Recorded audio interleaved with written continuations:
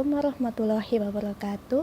Pada video kali ini saya akan membahas tentang rumus trigonometri sudut berelasi. Seperti telah kita ketahui, kalau di sekolah kalian akan menemukan banyak rumus yang biasanya ada di LKS maupun di buku paket. Nah, di sini ada 4 kuadran yang berbeda. Untuk kuadran 1 ada 6 rumus. Di sini sin 90 derajat min alfa sama dengan cos alfa, cos 90 derajat min alfa sama dengan sin alfa, dan seterusnya. Untuk kuadran 2, 3, dan 4 ada 2 rumus yang berbeda. Misalkan saja yang kuadran 2, sin 180 derajat min alfa sama dengan sin alfa. Beda lagi dengan rumus yang satunya, untuk sin 90 derajat plus alfa sama dengan cos alfa. Nah, lalu apa yang membedakan kedua rumus ini? Dan mungkinkah jika ulangan nanti kalian akan menghafalkan satu persatu rumus ini? Oke, maka dari itu kali ini saya akan membagikan tips bagaimana menghafalkan rumus trigonometri sudut berelasi ini. Mari kita simak video berikut. Baiklah, di sini saya sudah menyiapkan bidang kartesius dan telah kita pahami bahwa di sebelah sini namanya itu kuadran 1 atau saya singkat dengan K1. Yang sebelah sini kuadran 2, sebelah sini kuadran 3, dan sebelah sini kuadran 4. Nah, tips yang pertama, kalian harus pahami dulu batasan sudut setiap kuadran. Kalau kuadran 1 ini nih, berarti batasan sudutnya antara 0 derajat sampai 90 derajat. Untuk kuadran 2, batasan sudutnya adalah 90 derajat sampai dengan 180 derajat. Untuk kuadran 3, batasan sudutnya 180 derajat sampai 270 derajat.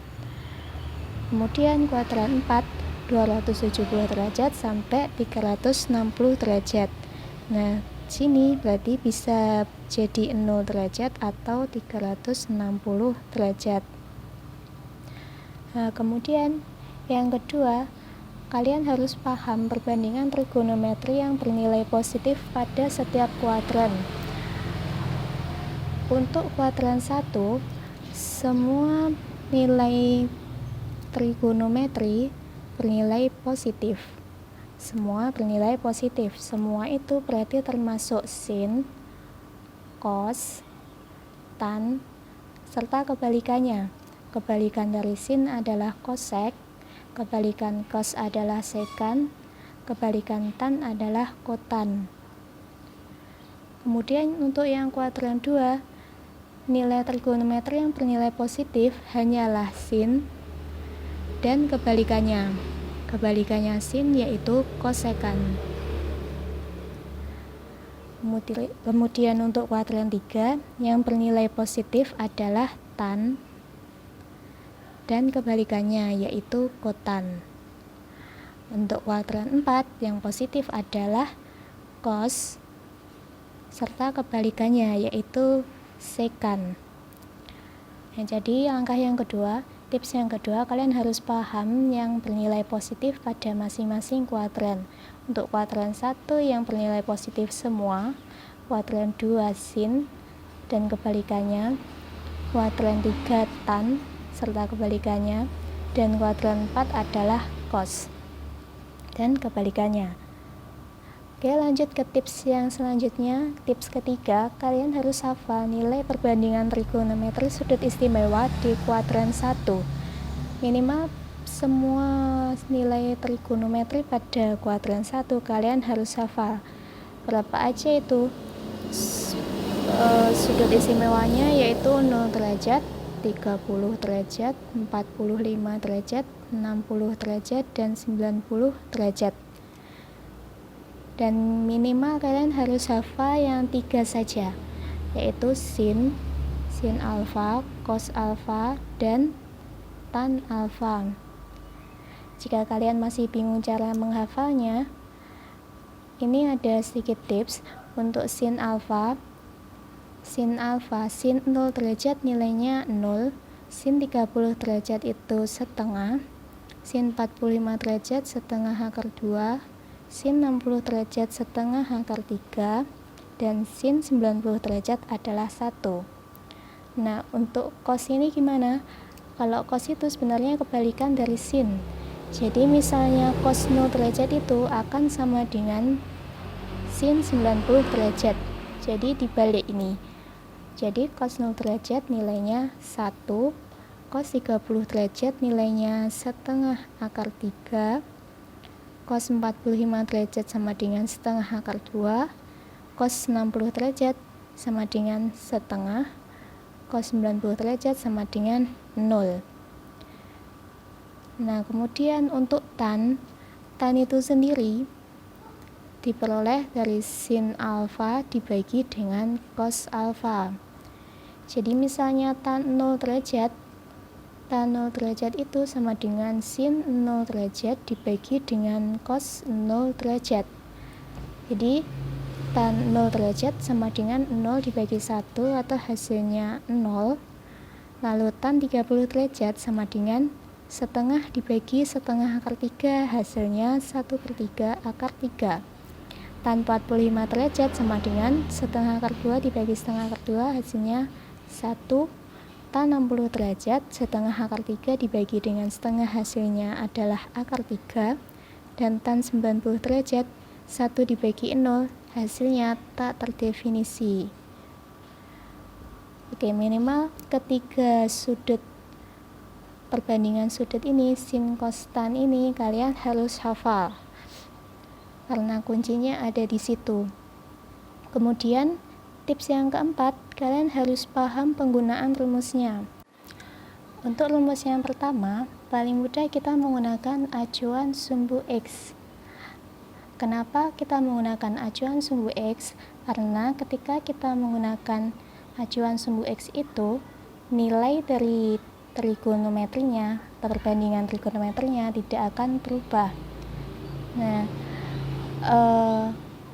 untuk kuadran 2, kalau menggunakan acuan sumbu X, berarti kuadran 2 itu sudutnya kurang dari 180 derajat, atau bisa menggunakan rumus ini 180 derajat min alfa, karena kurang dari 180 derajat.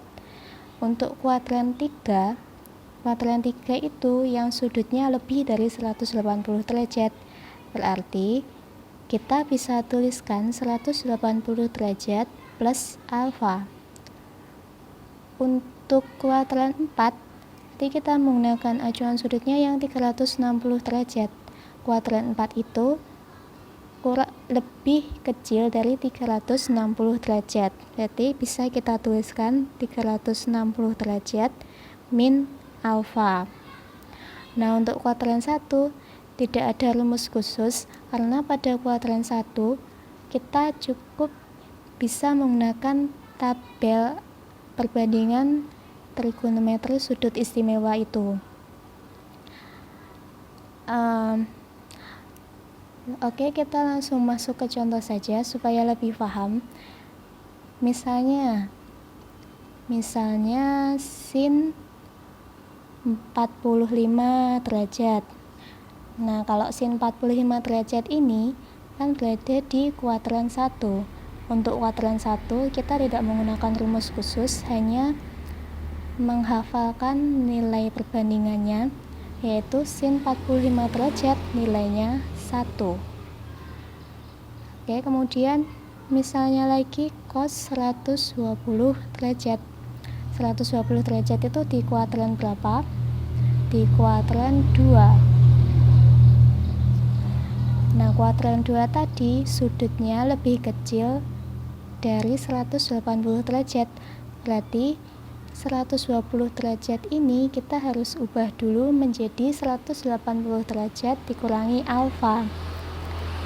Nah, ini cos 120 derajat itu 180 derajat dikurangi dengan 60 derajat. Nah, maksudnya tidak mengubah rumus tadi, Kalau ini cos akan tetap sama dengan cos. Cos kita ambil yang belakang 60 derajat.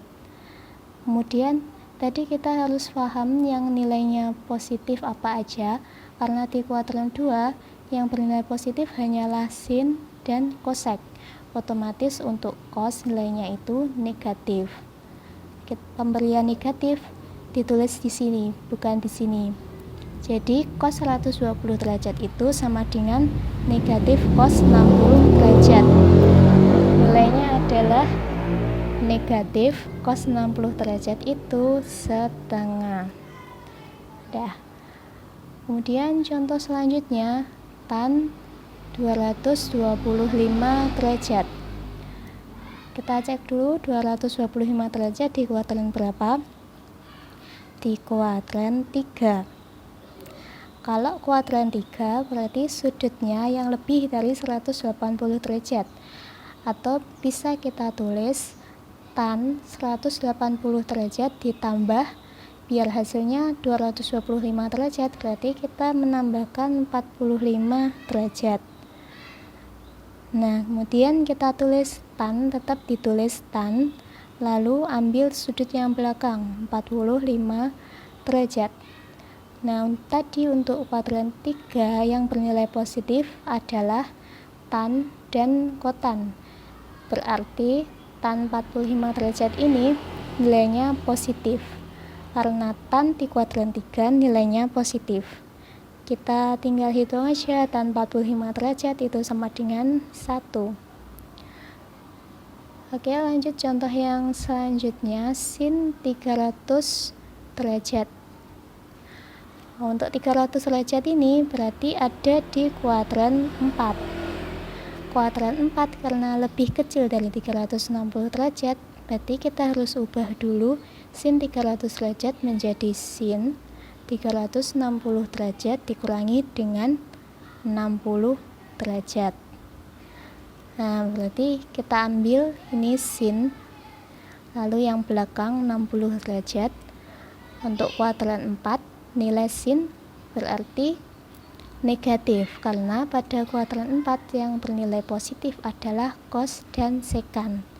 Jadi ini menghasilkan negatif sin 60 derajat. Hasilnya berapa? Negatif sin 60 derajat itu setengah akar 3.